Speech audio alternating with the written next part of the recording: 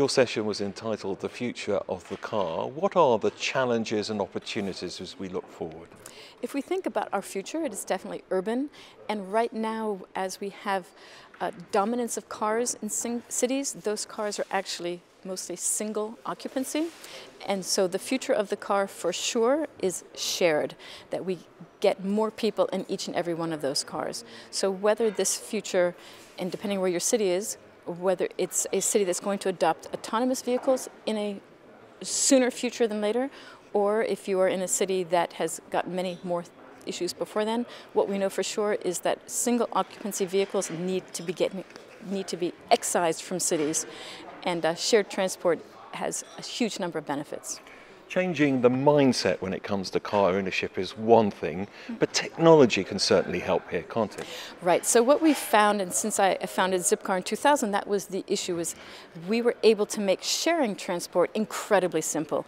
And so technology now is improved. We now have smartphones, and we've seen these ride-hailing apps that have made it faster and cheaper and easier to use taxis, but I want to say it's also made it faster and easier to share trips inside taxis, to go get your own car, to go by yourself and drive places, and it really has transformed the effort of sharing transportation.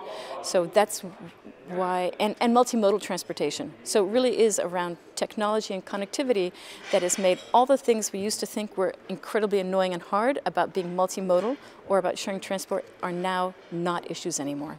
When you think about the theme of this forum, green and inclusive transport, shared ownership, a win-win on both of those?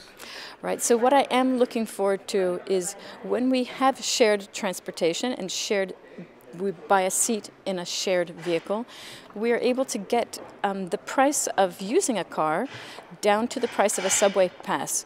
So I will be multimodal, but when I do need a car, I will not have to be taking an hour and a half, 3 bus transitions to my job.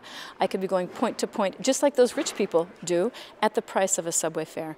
And so that is transforming. And obviously, these shared electric vehicles need to be electric. So I am really counting on electric vehicles. And I'll just put one point into that when the vehicle is shared, right now consumers have this anxiety about electric vehicles. Will it have the range? Where am I going to charge it? Will I be able to figure out the charging?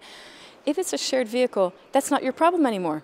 So I think shared vehicles are the place for electric cars, because now it's not my one and only car that I have to figure out. It's someone else's problem. I just use it for individual trips, and that works for me.